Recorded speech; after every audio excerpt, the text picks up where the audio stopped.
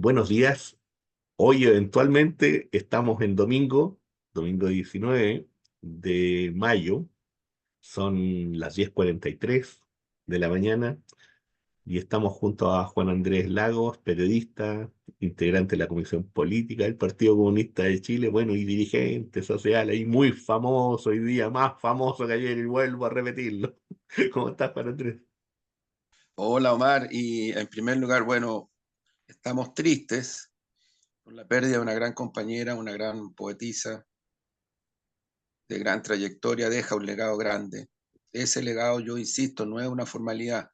Tenemos que ser más proactivos en los legados. Los legados son trascendencia, amigas y amigos, que nos comparten. Son trascendencia, créanme, no le hagan caso a esas visiones inmediatistas que creen que todo es presente referencial y que la vida empieza y termina en mí mismo, que es la contrapuesta de Neruda, ¿no? Cuando decía algo muy distinto a eso. Pero bueno, el mundo está como está, bueno, y se nos fue Carmen físicamente, pero queda su legado.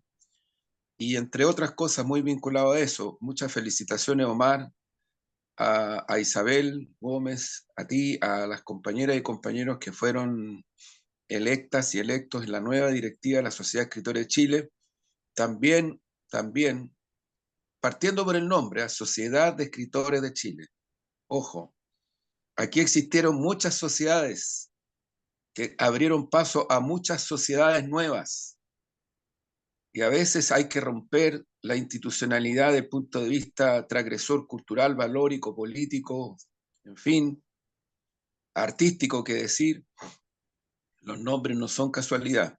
Un abrazo y felicitaciones por la reelección a ti, Omar, y a Isabel y a las compañeras y compañeros de esta nueva directiva de la Sociedad de Escritores de Chile. Tienen, con mucha humildad lo digo, pero también con mucho sentido de trascendencia, tienen un tremendo desafío por los tiempos que estamos viviendo. Así que un abrazo grande y aquí estamos. Muchas gracias, Juan Andrés. Bueno, mira, en realidad es un proceso bonito ese de representar a la sociedad de escritoras y escritores. Em, Tiene que ver con grandes compromisos y pequeños compromisos también. Y, y bueno, estaremos en el tiempo que sea necesario y esperando poder ser un aporte como institución principalmente, pensando que la SECH hoy día es realmente, de verdad, una institución de corte nacional con representantes en diversos lugares. Y eso yo creo que es un tremendo avance. Además de la representación femenina, muy importante, muy relevante, compañeras con las que uno puede caminar, ¿no es cierto? Y estar en este largo camino que es el derecho de las escritoras y escritores, junto a otros en el mundo de la cultura, hoy día tan golpeado, tan vapuleado. Fíjate, Juan Andrés, que a nivel internacional hay, bueno, varias cositas que han ido pasando, ¿no? Primero, que el gesto político, la primera visita del presidente Putin la realiza a China, donde, bueno, se dan una serie de gestos políticos, visuales, que yo creo que uno no los puede pasar por alto.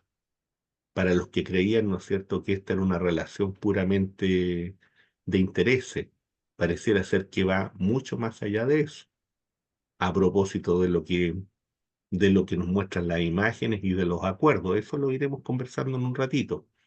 Yo te diría que una segunda cosa tiene que ver con esta profundización, ¿cierto? Con este verdadero desastre en Gaza, con este tremendo crimen, con esta alevosía en la que incluso algunos senadores norteamericanos, como el senador Graham, viene y dice, ¿no es cierto?, que sería bueno aniquilar a los palestinos, ¿no es cierto?, con una especie de bomba tipo Hiroshima. Creo que es bueno eso, tomarlo muy en consideración en este minuto donde el mundo se conmueve, donde acá en Chile también ha llegado, ¿no es cierto?, ese espíritu de resistencia, ese espíritu de solidaridad con los jóvenes particularmente.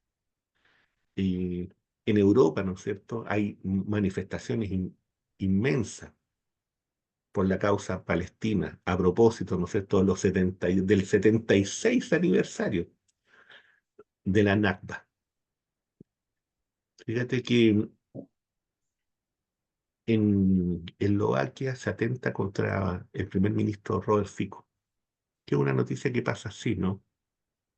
Pareciera que era un loco, pareciera que es una cosa, ¿no es cierto?, que no tendría, que no tendría gran relevancia, un tipo que viene y dispara. Sin embargo, pareciera que hay otros elementos que están sobre la mesa y que no han sido tratados de la manera debida. Conversamos después un ratito más sobre eso. Yo diría que esos son los elementos. Bueno, en España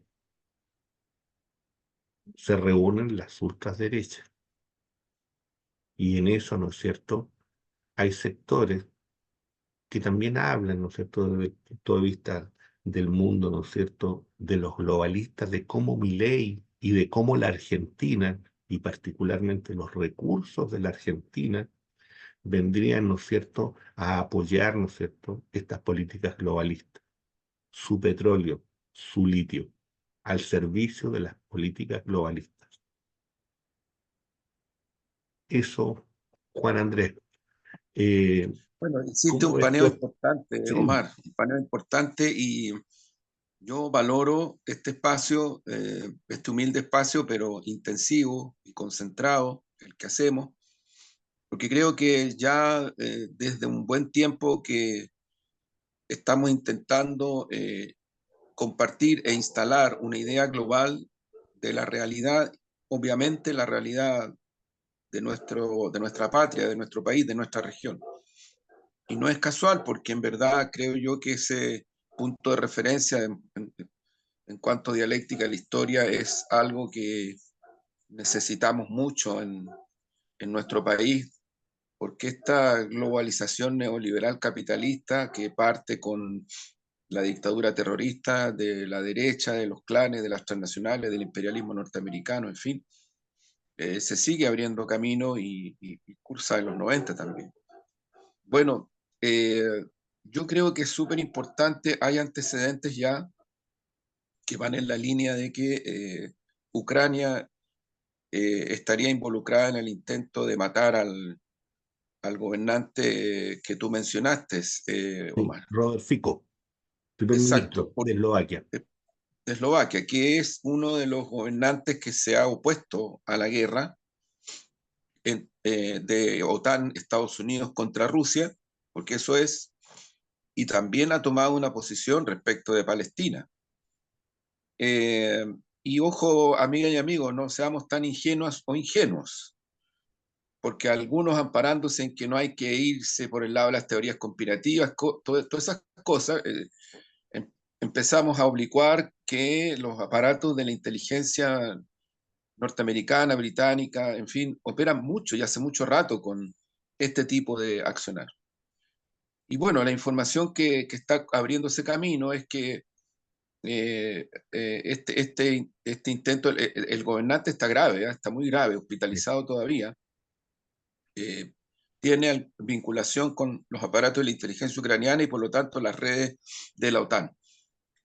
Están empujando y están yéndose por esa línea, ojo, mientras en el frente estrictamente militar, el ejército ruso avanza y consolida posiciones en distintas zonas, aldeas, comunas, pueblos, que están muy vinculados a establecer y a estabilizar una línea que Ucrania, con el apoyo de la OTAN y Estados Unidos, Gran Bretaña, Italia, Alemania, intentó el año pasado revertir y no pudieron. O sea, lo que está ocurriendo en estos momentos, fíjense, vamos para el año, lo que está mostrando es que Rusia consolida, no solo consolida posiciones, sino que avanza.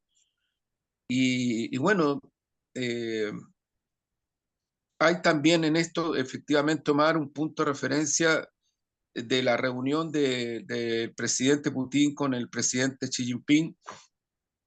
Yo creo que ahí ya se avanzó con mucha mayor claridad hacia una alianza estratégica, económica, comercial, política, en todos los planos. Y eso que se venía construyendo se consolida con esta reunión. Hay protocolos de acuerdo. Obviamente en Chile la media hegemónica pasa por de largo de esto o lo informa de una manera muy casi despectiva, pero bueno, es un hecho de realidad. Eh, otros grandes canales, a pesar de ser occidentales capitalistas como Deutsche Welle y otros, sí informan de esta reunión, porque se dan cuenta que tiene una trascendencia, una importancia que no se puede obviar, no se puede desconocer. Mi sugerencia, porque nosotros en este programa no alcanzamos a hacer ese esfuerzo, aunque sí Omar lo hace y lo hace permanentemente, y me parece que es de un gran valor, les sugerimos, les recomendamos que hagan un seguimiento informativo eh, a través de medios que las cadenas transnacionales occidentales rechazan, censuran, porque ahí hay mucha información de lo que ocurrió en esta reunión, mucha, y es muy importante. Insisto, en el terreno económico, comercial, ya de frentón China y Rusia toman la decisión de avanzar en la dirección de quitarle esa hegemonía brutal que ha tenido la gran banca transnacional con asentamiento en Estados Unidos, en Israel, en Alemania y en otros países. Eso es lo que está cursando. Y ya hay incluso medidas concretas. Rusia bloquea una cantidad de miles de millones de euros a uno de los bancos más importantes con asentamiento alemán, porque aquí no estamos hablando de bancos nacionales, estamos hablando de bancos privados con asentamiento en determinados países, que es muy distinto, que es lo que hemos dicho otra vez y que también nuestra querida compañera Susana Yacaman, que ojalá la podamos tener en otro momento, nos contextualizaba a propósito del papel de Rothschild y toda esa cadena bancaria financiera que tiene su asentamiento en Estados Unidos en estos momentos en todo el planeta. Es una de las, es uno de los sistemas económicos financieros más grandes y más poderosos en el contexto de la hegemonía del capitalismo especulativo financiero. Por eso es tan importante, entre otras cosas, la reunión de Putin y Xi Jinping, por eso, porque tiene que ver mucho con el destino del planeta, mucho con el destino del planeta. Y creo que los BRICS adquieren una nueva potencialidad, adquieren una nueva fuerza. En ese contexto, efectivamente, tal como tú lo señalabas, Omar, se siguen produciendo importantísimas acciones humanitarias, éticas, populares en todo el mundo, en África, en Europa, en nuestro continente, en Chile, en Estados Unidos, que decir, de exigencia para que Israel y el imperialismo yanqui y la OTAN terminen con este plan de genocidio terrible y brutal que sigue adelante, o sea, sigue adelante. No se ha podido detener, esa es la verdad.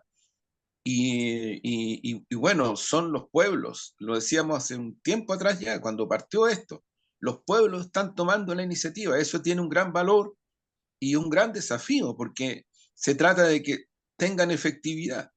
Hay videos de estadios en Escocia llenos, donde la hinchada del Celtic, si no me equivoco, que es un equipo muy popular en Escocia, con banderas, lleno de banderas palestinas, exige el fin al genocidio.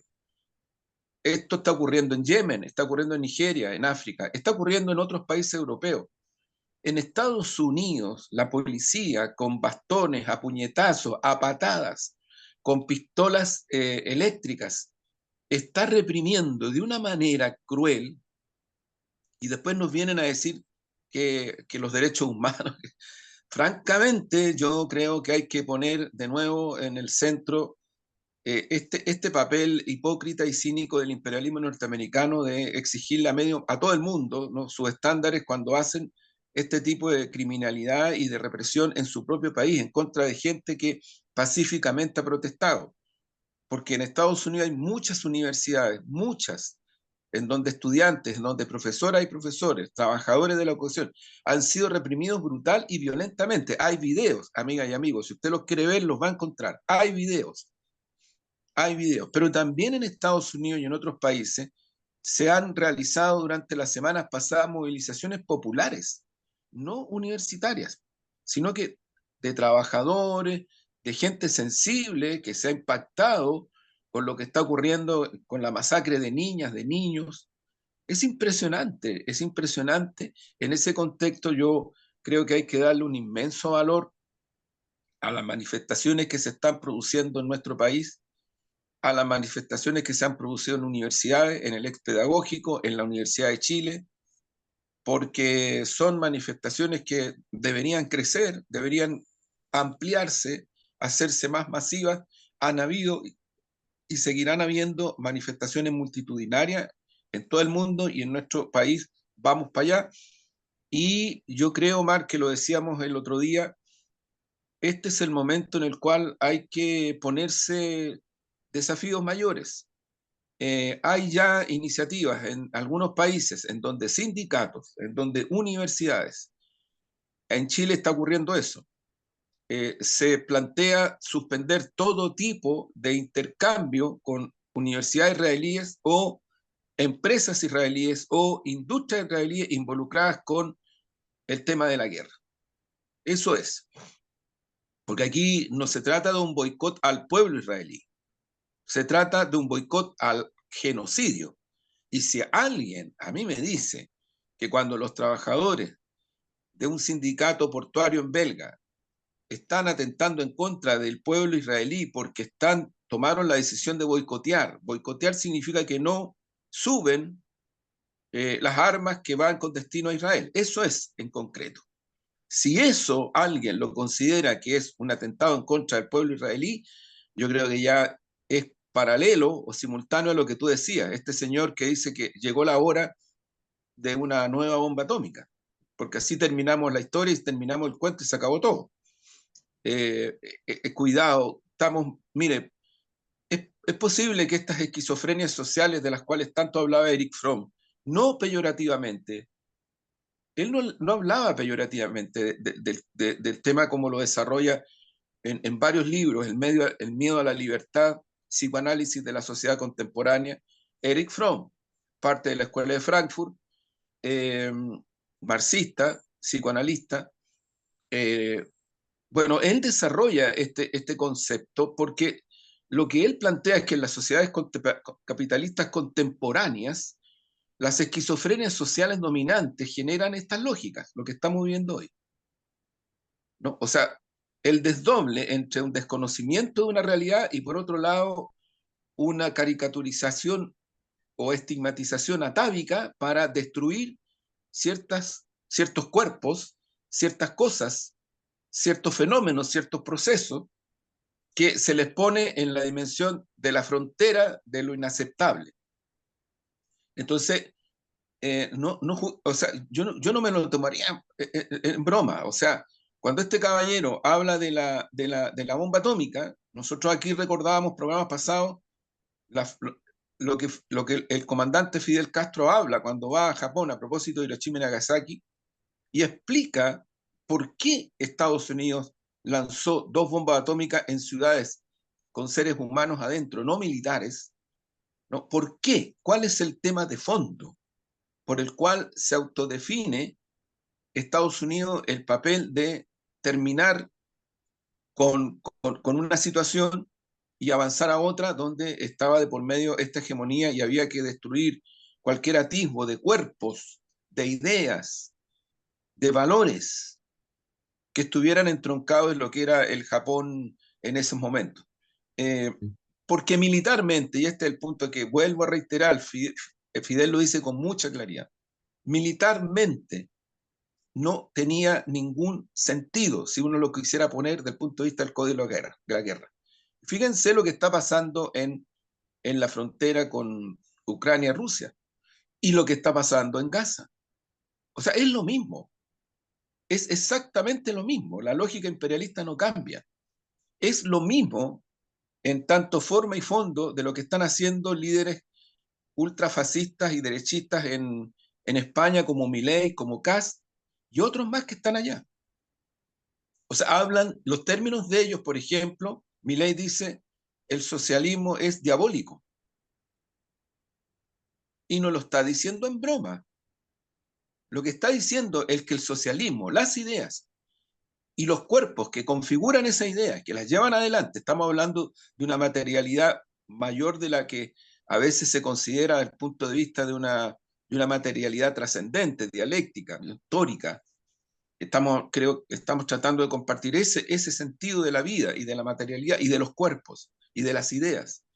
Bueno, cuando Milei está diciendo eso y otras cosas más a propósito de estigmatizar las diversidades de géneros, las luchas obreras, eh, las conquistas sociales, bueno, es lo que hizo Hitler, es lo que hizo Mussolini, es lo que hizo y ha hecho el imperialismo norteamericano en nuestra región. Es lo que hicieron los neocolonialistas ante los pueblos africanos. Es lo que están tratando de hacer en Ucrania contra Rusia. Y es lo que están haciendo al interior de Estados Unidos, los que levantan las voces y dicen, el que se manifieste en alguna universidad norteamericana no va a tener trabajo en ninguna de mis empresas. Esa es la amenaza, en ninguna de mis empresas. Y el propio Biden ha señalado, justificando las represiones, que se ha puesto en juego el derecho a la educación. Fíjate, el derecho a la educación se está poniendo en juego, según Biden, en Estados Unidos, porque pacíficamente académicas, académicos, trabajadores de la educación, estudiantes, ponen carpas y exigen a sus autoridades que no sean neutrales, como lo están pidiendo aquí los universitarios en la Chile a su rectora, que terminen con los intercambios con centros universitarios de otro tipo israelíes, que en Chile tienen mucha presencia. Ojo, cuando el presidente Boris, y que creo que hasta se defendió poco esa definición que hizo, cuando el presidente Boris se defendió poco no por él, sino que por todos los que somos coalición.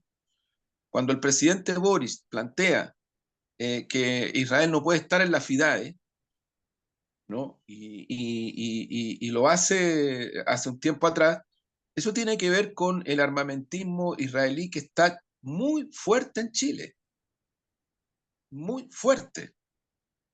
Entonces hay una serie de cosas que se están moviendo y lo trágico, cierro Omar, lo trágico, terrible, es que siguen las matanzas, las masacres de niñas, de niños, no se pueden detener.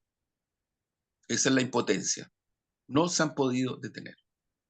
Así es. Oye, Juan Andrés, fíjate que a lo que tú estabas elaborando, ¿no? Entregándonos como propuesta de análisis.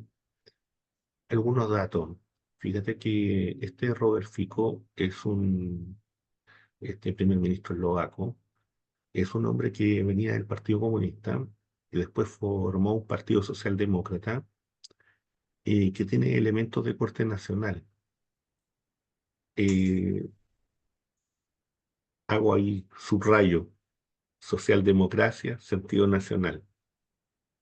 Por tanto, desde esa perspectiva, ¿no es cierto? Habían cosas que sencillamente consideraban que no le servían para su país. Hay políticas, ¿no es cierto?, de la Unión Europea y de la OTAN principalmente, que no le servían a su país.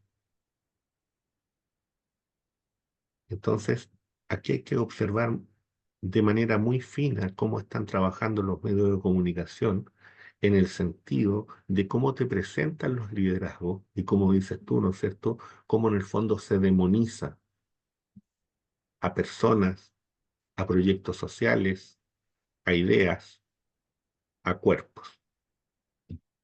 Yo centraría un poquito en eso, incluso en la intervención que hace Milei ahora en España, cuando viene y dice que la justicia social siempre es injusta.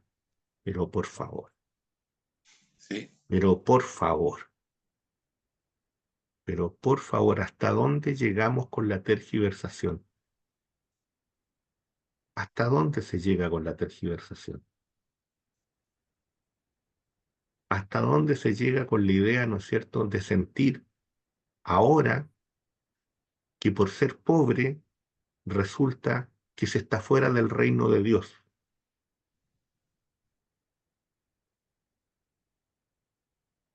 ¿Qué sentido de cristiano es ese? Que el pobre está fuera del reino de Dios, está excluido y debe sentir vergüenza, porque no es parte del aparato productivo. y del sentido de la acumulación. Perdón, ¿dónde está basado eso? ¿En qué? ¿Qué tergiversación más absurda? ¿Qué sentido más miserable de querer construir un Dios, de querer construir una fe que lo que hace, ¿no es cierto?, es practicar la odiosidad del otro? Es que vayan sencillamente a las bienaventuranzas, nada más que eso. Vayan a las bienaventuranzas, nada más que eso. Amigos y amigas del mundo religioso, vayan a las bienaventuranzas. Con eso es suficiente. Y ahí Ah, se pueden dar sí. cuenta de la tremenda tergiversación, de un sentido verdaderamente espantoso, porque está bien la interpretación y todos podemos interpretar, pero una cosa distinta es interpretar y otra es reinventar. Y otra es generar otra fe y otra religión y otro Dios, un Dios del poder, un Dios del exterminio, un Dios del asesinato. Frente a ese Dios y frente a ese Dios del dinero es mejor, siempre va a ser mejor ser ateo. Siempre va a ser mejor ser ateo del Dios dinero. Discúlpeme que se lo diga así. Y del sistema que genera ese tipo, ¿no es cierto?, de desigualdades y ese tipo de acciones criminales.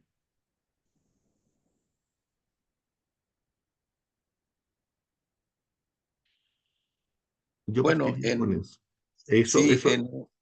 a propósito, Mar, ayer o en las horas, ayer digo, pero por los cambios de hora aquí Ujú. inciden, varios dignatarios religiosos, incluido un cardenal, están en casa, en presencia, y han hecho ceremonias religiosas eh, de manera plural, ecuménica, ecuménica, dando una señal muy fuerte de esto que tú estás señalando con mucho énfasis, que yo lo comparto también, en la universalidad de lo que implican, por ejemplo, las bienaventuranzas, ¿no? O sea, los textos, los relatos históricos, ¿no? Que pueden ser vistos desde una metafísica religiosa, a veces no puesta, pero también pueden ser vistos desde lo que son construcciones socioculturales, valóricas para la humanidad, ¿no? Y ese límite, y es muy cierto y es muy importante lo que tú señalas, Omar, ese límite desde el punto de vista de humanidad, lo rompen quienes, por ejemplo, ahora en Madrid hablan como hablan y dicen lo que dicen. Lo rompen y lo rompen conscientemente. No es una cuestión así en el aire, no es que Milei y que las otras lideresas o líderes del conservadurismo de esa zona occidental del mundo y de Argentina estén hablando así como desde, no sé, desde un exabrupto. No, no es así. ¿No? No es así. No, es la construcción de otra visión, de una Y no, visión claro, individualista y extrema. y no se les puede dar como que eh, la ciudadanía en general tiene la misma visión humanista que se podría tener frente a esos acontecimientos. No, no es así. Hay ahí una audacia, pero una audacia que busca arraigarse en descontentos, en desigualdades, en angustias. Nosotros otras veces hemos hecho análisis de Argentina. eh, Hay que explicarse, no es que uno esté de acuerdo, pero hay que explicarse por qué. De cada 10 obreras y obreros argentinas y argentinos, 7 votaron por mi ley. Y yo, por favor, con mucho respeto digo, los que descalifican a esas personas a priori, yo creo que nos pasamos de largo y no entendemos lo que significa, en primer lugar, comprender los fenómenos sociales. cuando el presidente de México, con mucho respeto, analiza el resultado de la elección de Argentina, obviamente que él no está con Milei. De hecho, ya ha tenido algunas confrontaciones en varios niveles, el propio presidente Petro de Colombia. Pero López Obrador dice una verdad grande, dice, lo que ocurre es que los pueblos, a los gobiernos progresistas de izquierda transformadores, les pone la vara mucho más alta, porque no espera de un gobierno de derecha sino castigo, sino apriete el cinturón, sino represión, sino mercantilización extrema. Eso la gente lo sabe. Cuando llega a esa alternativa, es muy dramático, es muy dramático. Entonces, ¿qué es lo que dice López Obrador? López Obrador dice, ojo que los pueblos nos exigen y nos exigen legítimamente. Y por lo tanto no podemos nosotras y nosotros, desde el punto de vista del mundo progresista de izquierda, sino que hacer todos los esfuerzos para que efectivamente esas grandes demandas tengan un grado de respuesta desde el punto de vista de la materialidad. Piensen ustedes, amigas y amigos, que Argentina es un país que viene de muchas décadas con la construcción de un Estado social de derechos, muchas décadas del siglo pasado. No es de ahora, no es de ahora, es mucho antes de las dictaduras militares que trataron de romper todo aquello y ojo, no lo hicieron plenamente, a diferencia, como lo dice Vidal, vocero en Chile, como lo hizo el terrorismo transnacional, económico, político, imperialista, derechista de nuestro país con Pinochet, que fue la destrucción de un Estado que se había construido con sacrificios, luchas, elecciones, ideas, valores, transgresiones por más de 50 años, mucho más de 50 años, si le queremos poner hasta hoy. Entonces, ojo que aquí hay también cuestiones que nos desafían y nos interpelan, ¿no? Y creo que es súper importante lo que está ocurriendo en Argentina con el pueblo argentino en su diversidad y su heterogeneidad. Milei está buscando asociarse a determinadas gobernaciones. Hay que recordar el carácter del Estado argentino. Sí. El Estado argentino no es como el Estado chileno, hipercentralizado todavía. No, pues, No es así. Su economía, su poder político, su participación ciudadana no es así. Milei lo que ha ido buscando es construcciones, alianzas estratégicas con determinadas regiones y gobernaciones. Pero están surgiendo y están emergiendo movilizaciones de trabajadores y trabajadores de la comunicación, de la cultura, de la educación, en fin, en todos los espacios en donde se están sintiendo fuerte el impulso que tiene como correlato discursivo lo que está planteando Milei en hoy día Madrid, ¿no? Y cómo lanza sus dardos fuertemente hacia las diversidades de todo orden, de género, de espíritu, de valores, de ideas, de todo, de todo. O sea, aquí hay una cuestión que es un paradigma que nosotros lo vivimos en carne propia en Chile con la dictadura fascista, porque era fascista, en ese sentido, de acuerdo a lo que estamos viendo aquí, era fascista, era una dictadura fascista, a todo dar. Entonces, creo que es muy importante tener presente este cuadro planetario y yo insisto, eh, las diversidades, amigas y amigos, no las impone ni las pone ni el imperialismo yanqui ni el neocolonialismo europeo. sí. Eso está llevando a la humanidad a un desastre planetario total. Las diversidades, más que imponerse, dialogan, se construyen en una perspectiva de civilización, en una perspectiva de reconocimiento a las culturas, a las religiones, a las propuestas económicas. De repente, los aparentes campeonas y campeones de las diversidades son los peores dogmáticos, dogmáticas y dogmáticos. No, no, A veces ocurre ese fenómeno. oye, Juan Andrés, no, sí, fíjate que en esta construcción que en el fondo es una antropología individual, que es una antropología también donde supuestamente lo económico está en el centro y todo tiene que ver con la economía y nada escapa a la economía, pero sin embargo hay estructura, hay conformación política, social, cultural que es muy antigua y que tiene que ver con la realidad humana. Oye, el libro de los vivos, que no era el libro de los muertos, le diste de comer al hambriento, le diste de beber al sediento, fuiste capaz de solidarizar con las viudas. Eso es Osiris, ese era el paso, ese era el juicio. Reitero, le diste de comer al hambriento, le diste de beber al sediento. Si esto es muy antiguo, esto tiene que ver con espíritus solidarios que están instalados dentro de nuestro propio ADN. Nosotros no podemos vivir sin espacios solidarios. Nosotros no podemos vivir sin ser carne de la carne. Si nosotros tuvimos 9 meses, ¿dónde? En el vientre materno. Por eso esa construcción individual y esa construcción economicista es una mentira, es una falsedad. Por Yo me eso, ¿no atrevería es a cierto? decir, Omar, Por es eso una es un negación. becerro, por eso es un becerro de oro, por eso no se puede creer en eso. Y en eso hay que ser ateo. Hay que ser ateo de ese tipo de principios. Ese ateísmo hay que cultivarlo y hay que volver a otro tipo de creencias, a otro tipo de solidaridades y de sentido de comunidad. Pero hay que hacerlo y hay que disputar con esta gente porque no se les puede permitir este tipo, ¿no es cierto?, de aseveraciones que son peligrosas porque es el camino del exterminio. Muy de acuerdo, sí.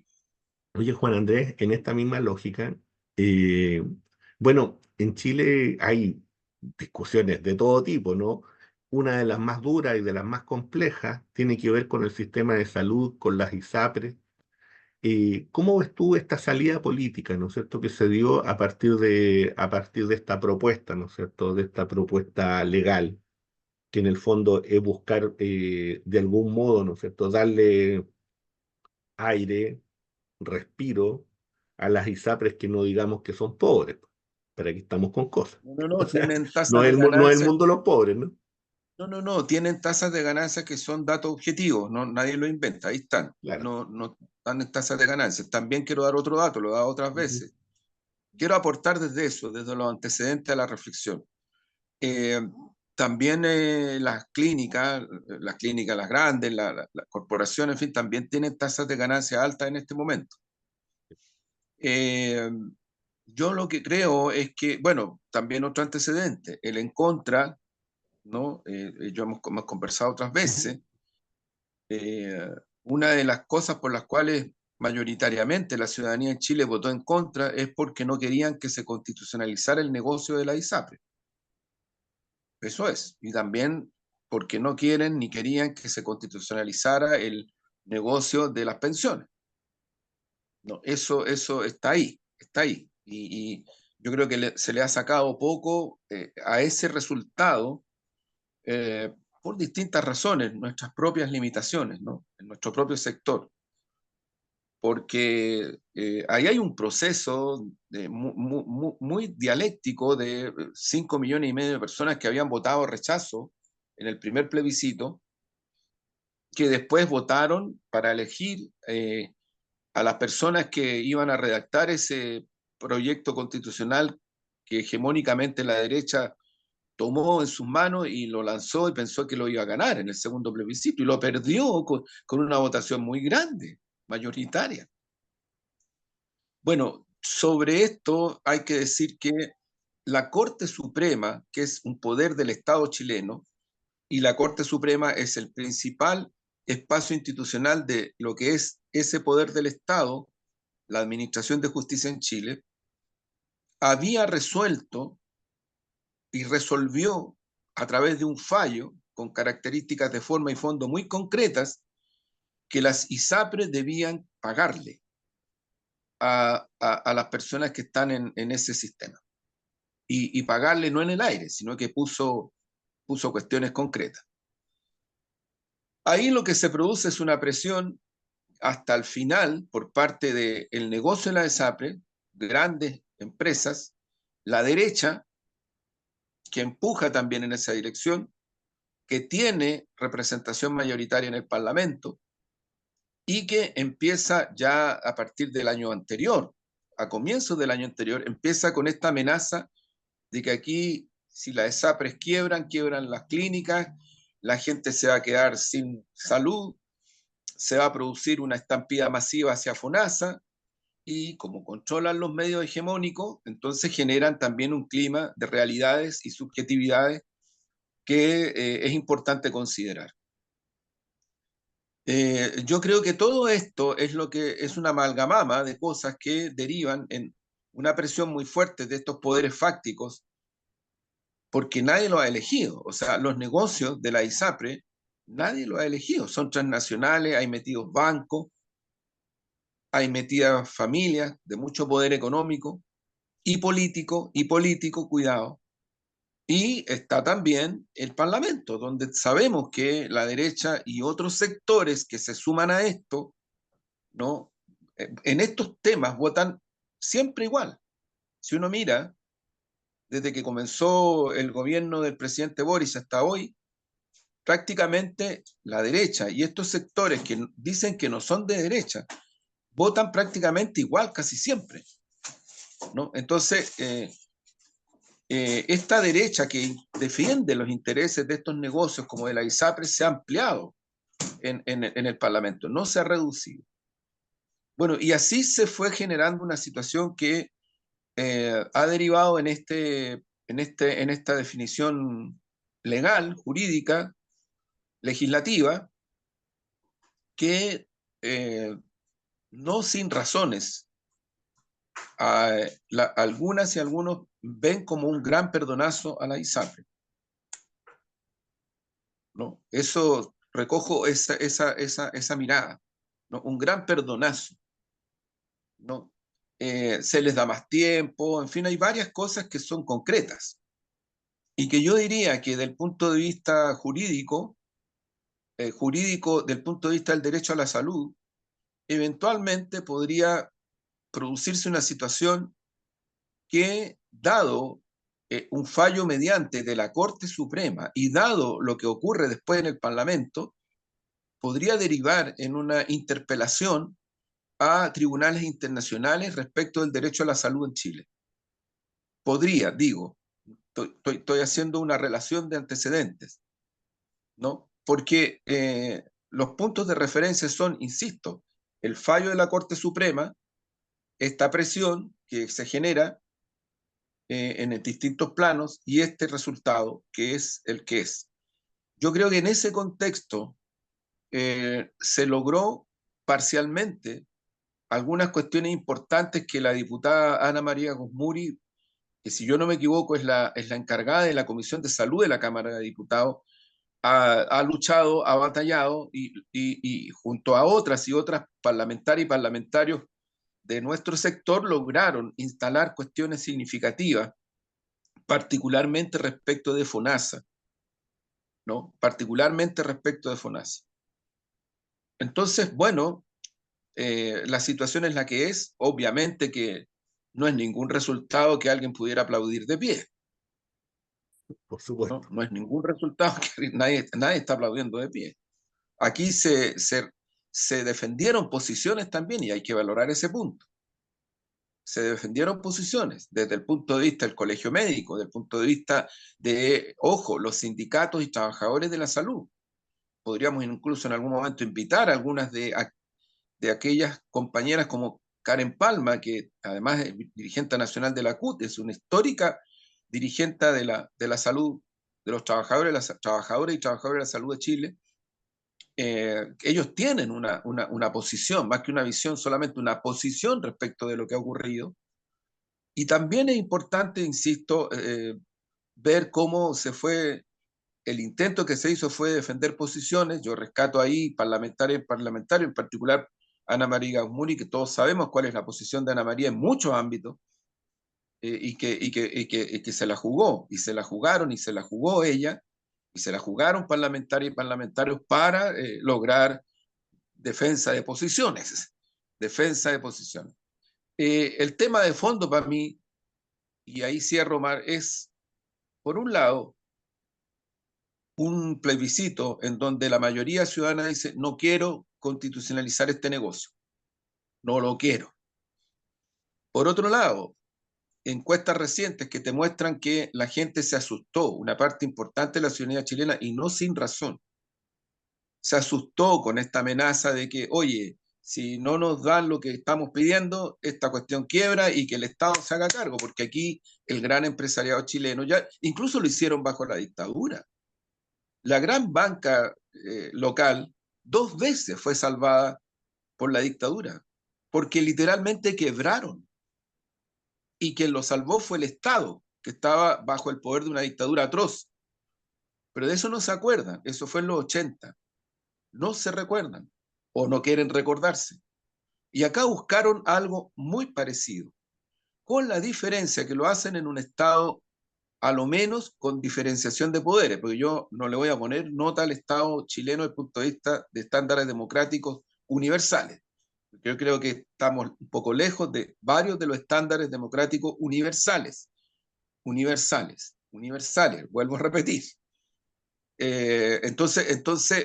Claro, lo que ocurrió aquí fue que se cruzó una situación que, si uno lo ve objetivamente, cambia el sentido en forma y fondo de un fallo de la principal institución jurídica de lo que es el Poder Judicial en Chile, un poder del Estado que administra la justicia.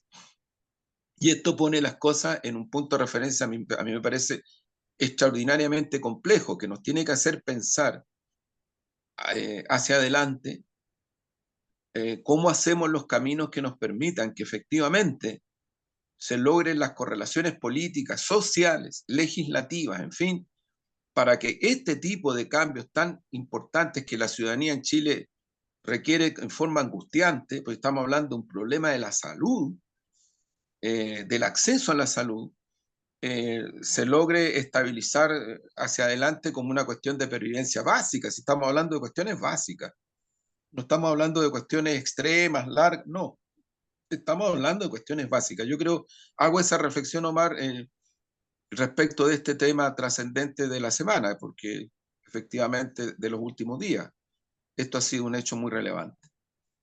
Sí, Y yo, fíjate que a lo que tú decías, Juan Andrés, agregaría también el hecho de que como acá eh, el negocio de la salud está ligado a grandes corporaciones internacionales también. sí, Y cómo esta contraposición, que la hemos dicho muchas veces, no solo nosotros, por cierto, que tiene que ver con esta relación, ¿no es cierto?, del sentido de la soberanía versus esta idea, ¿no es cierto?, de los que quieren todo globalizado, los que quieren todo, ¿no es cierto?, en relación con capitales extranjeros, que está bien, si pueden venir y participar de lo nuestro. Una cosa es participar y otra cosa es venir a colocarnos las reglas, y como es llevarse el todo y no caso, dejar nada. como es el caso, ¿no es cierto? Claro. Como este caso es muy ilustrativo, como otro, para no hablar del Pero mira, cobre, para no Omar, hablar si de... pasa lo mismo que con las pensiones, cuando Piñera, Claro, este que le armó estos planes al dictador fascista Pinochet y a toda la clase política y económica, que es más o menos la misma de hoy, ¿no? De la clase dominante, claro. hace un tiempito atrás decía, no, si este es un Mercedes-Benz que hay que ponerle benzina y hay que ayornarlo un poquito y funciona bien. ¿Cómo ha funcionado bien? Si yo no creo que la gente estuviera tan descontenta y angustiada si ese sistema de negocio tuviera pensiones de pervivencia mínimamente dignas. No creo, no creo. Si lo que ocurre es que son pensiones de miseria y lo siguen siendo. Y como diablo, usted justifica eso cuando esto viene de los 80 del siglo pasado. Y, Y vamos para la década, vamos acercándonos a la segunda mitad de la década del 2020. y no van a ser distintas por un principio fundamental, que hay economías periféricas y hay economías de centro. Y nosotros somos una Claro, economía periférica, por tanto, mira, los recursos de mira nuestros Omar, trabajadores van a claro, sostener, ¿no es cierto?, los vacíos y los baches de las pa ir economías de centro. cerrando con cosas tan, cerrando con cosas, mira, en Alemania, los dueños de la Mercedes-Benz, Ujú. los dueños de otras transnacionales de ese nivel, han salido a marchar en contra de la ultraderecha alemana. A marchar. Uno dice, chuta, ¿por qué? ¿A dónde van?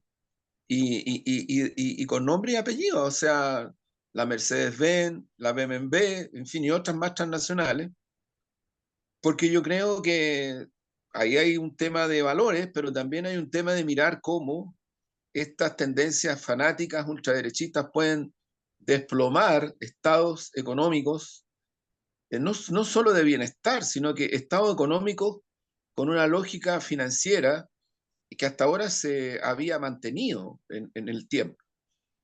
Y yo creo que aquí en Chile nosotros nunca hemos tenido eso.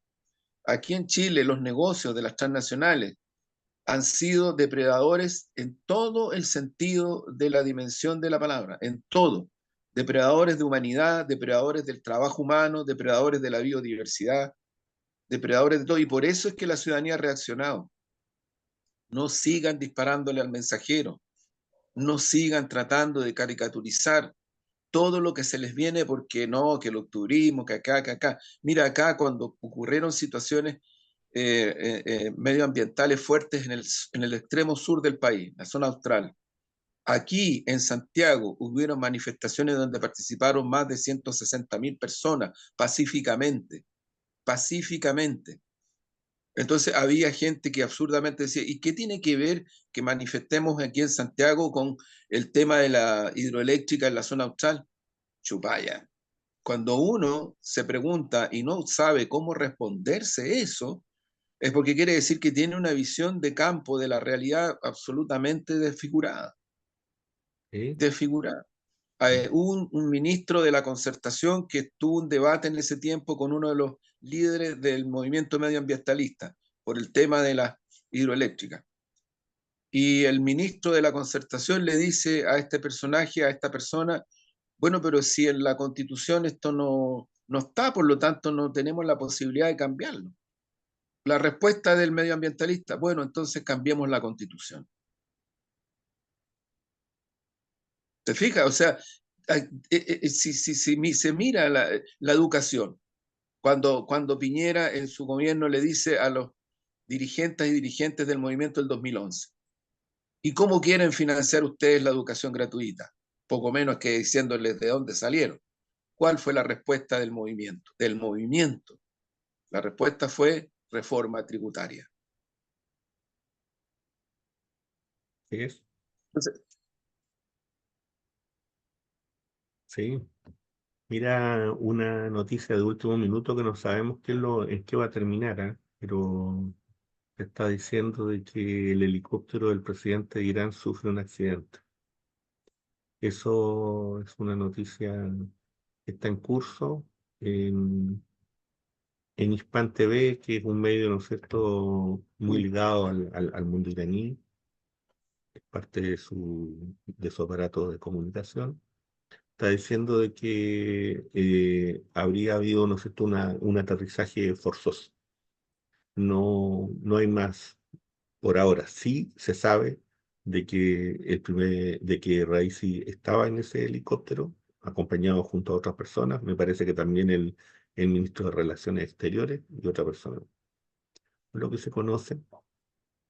eh, Habrá que comentar de esto, ¿no es cierto?, ya en el próximo programa. en el próximo programa, Ojalá, pero ojalá no tenga que ver ni tenga algún grado, ¿no es cierto?, de conexión con lo del primer ministro eslovaco. Ojalá no sea así. Si no, habría que estar pensando ya, ¿no es cierto?, abiertamente en que se reactivó la Operación Gladio. Busquen ustedes lo que es la Operación Gladio.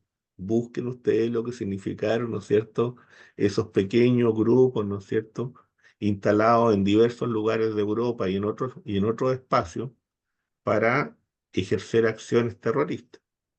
Y esos eran así es. financiados y armados nada menos que por la OTAN. Y la CIA y Estados Unidos. Exactamente, exactamente. Ojalá haya sido un desperfecto natural pero uno a estas alturas puede venir y desconfiar de todo y de todos, casi. Bueno, Eh, Omar, Juan vamos Andrés, con el... cierro con un texto de Carmen. Este es un librito que se llama Milay Milagro. y se titula Comité Chileno Antifascista.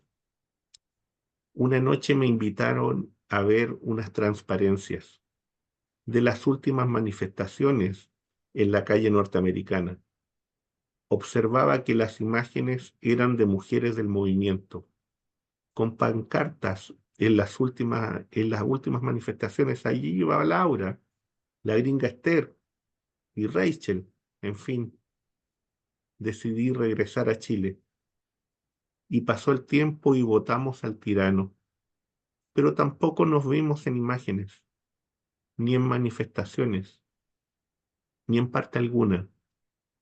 Y los que vivieron el exilio interno quedaron desterrados para siempre, salvo para mostrarlos en septiembre, donde se veía de tanto en tanto algún muchacho, alguna mujer en la que podíamos reflejarnos. Manhattan, 1979. Qué bueno. Gran Bueno, homenaje.